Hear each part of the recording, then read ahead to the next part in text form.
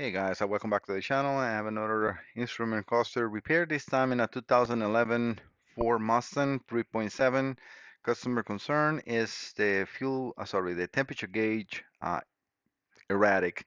And I am able to reproduce the concern right now. I have everything connected. Again, if you need to send anything to repair, please look for my website, Mike Salazar Diagnostics, and that's how it spells, MikeSalazarDiagnostics.com. Let me get close to that so you can see that right there. When you get into this page, you can click here, right in this square, and that will open your mail browser, and you can send me an email. Um, I do take, locals as walk-ins, and you can contact me before you come in case I'm in the field doing a diagnostics or something like that. But yeah, this is my address. If you need to send something, I will recommend you please contact me first. Then I will call you or get in touch with you with the email, and then we go from there. All right? Okay, so going back to this, let me just show you how the cluster looked when it came first here. 'Cause it looked like they had something on the screen that make it very, very bad looking. So this is hopefully the camera is showing how bad this was. And I told him, okay, I'm gonna try to do my best to polish this. It's a plastic, so. And the problem on this cluster is these edges are pretty much impossible to polish. So I did a huge change. I think is noticeable immediately on the screen. I'm going to move the camera away, so this is how it will look in the car. But I mean, this was really, really bad. So, okay, so going back to the test. So I'm right now on the temperature. I think actually without the light, it's probably better, right? Without the microscope light, you can see better in there. So I'm going to turn it off and on. I'm right now in bi-directional control. I want you to see that gauge right here, the temperature right here. And if I go there, turn it off, it keeps going weird way. So again, it's just doing something very erratic. So I can definitely reproduce the concern here. This is sent again by Excellent Auto Repair in New Jersey. They're good friends of my friend Ira. All right, so I'm going to go over to, let's pick up the speedometer. Let me just look for it. Right here, speedometer. If I enter the speedometer, left side gauge, and I do the on, that should do complete sweep on and off, and that is a completely normal condition. So let's try to see if we can do this in like the, let's say the fuel level. Let me see fuel.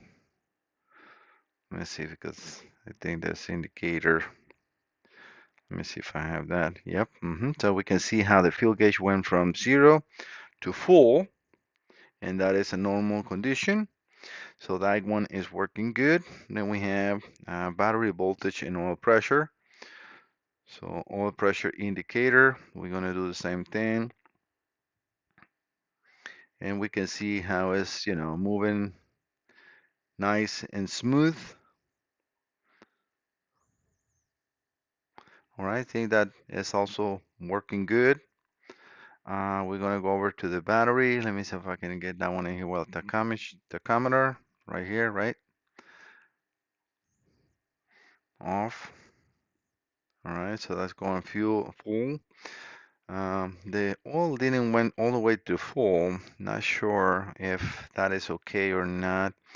I will look into that one. Let me see oil pressure, battery, because that's alternator battery, right? So let me see if I can find that one. Temperature, cruise control. I'm looking at, mm, because that's alternator and all of these ones. And the reason probably why the fuel gauge, or sorry, the oil pressure is not going full is because this is actually a direct message. This is not a CAN bus message like the rest. And I can show you that on the diagrams. Let me just open the original diagrams. So this is powers and grounds and communication, but we see we got a high speed CAN, the medium speed CAN, and the pads. I think it's built into the cluster as well in this one. I mean, it can be the cluster on the computer. Not sure because I'm not really looking into that. But if we see the oil pressure, it has the oil pressure directly from a switch and from the power control module and pins 24. So that's probably why we cannot just go full, and it's not a concern from him. All right, but looking at the voltmeter, let me see, voltmeter placement command. Let me see if I can change that. Let's see. Okay, so yes, we did. So I can increase it. Yeah, we can see that. Okay, perfect. So that is like full, and that will be like 18 volts that I am supplying. Hopefully, again, I don't have my glasses on me yet, but you can see 18 volts, and that is in there. If I'm going down, that's around 12.6 volt, and I can go down into the minimum. Perfect. So this is working good. Let me go over to the oil pressure, because oil pressure, because in this one, voltmeter placement command. Oil pressure indicator, oil pressure gauge indicator. Let me see, oil pressure low indicator, because this one just clicks on and off. Yeah, this is for probably a light, and yes, we can see the light right there, on and off. All right, so that is not. And let's go back to the oil pressure gauge, because in here I only have low and okay. You see, it's not like I can go high. And this is the difference. You see, it's like low and okay. So I'm in okay pressure, so that's why you have to see why are you looking into your scanner, because this is not low and high. So I can just go into okay. I mean, thank you for, but that is all I can do, right?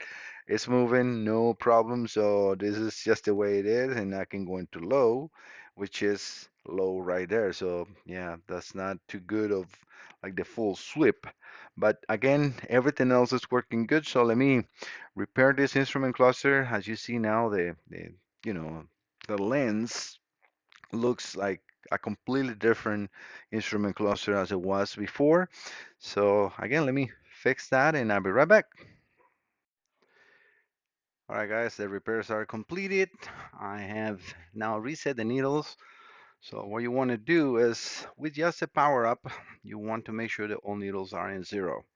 And that means position of the like zero, line in there. So I'm going to turn everything off and I'm going to put the needles to like the resting position, which is like, if you have anything besides like, like in the fuel, you will have a reserve or so.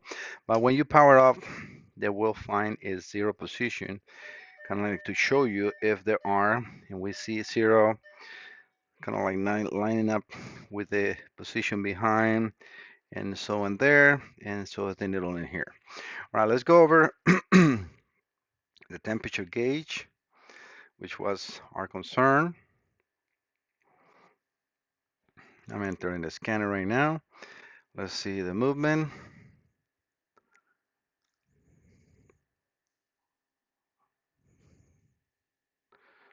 I think I'm in the wrong one. Give me 1 second. Temperature, fuel gauge, temperature gauge. I was in the wrong one. All right, so we're gonna do on, and we can see how it's going now into full and off. Comes back to its position. One more time, full or hot and cold, and we can see that it's now working properly. I got these separate motors all in stock. I'm going to do the fuel gauge. Oh, that's not the indicator. Hold on 1 second, because again, I select the wrong one. So fuel gauge.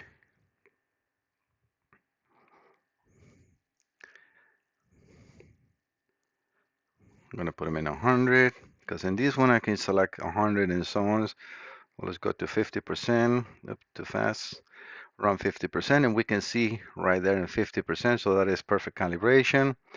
I can get off of there. Um, Temperature gauge we already did.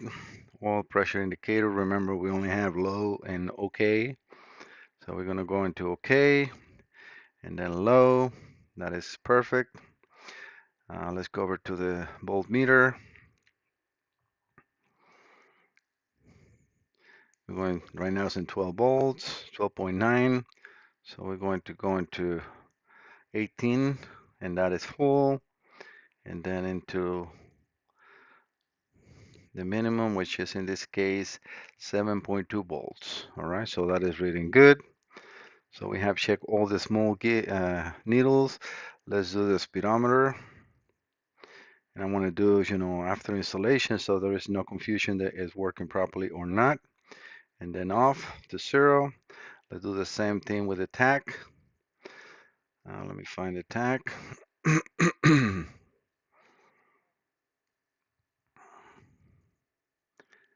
Traction tachometer, gauge indicator control, on and off. All right, so now it's fully working, and I clean everything nice and good inside as well.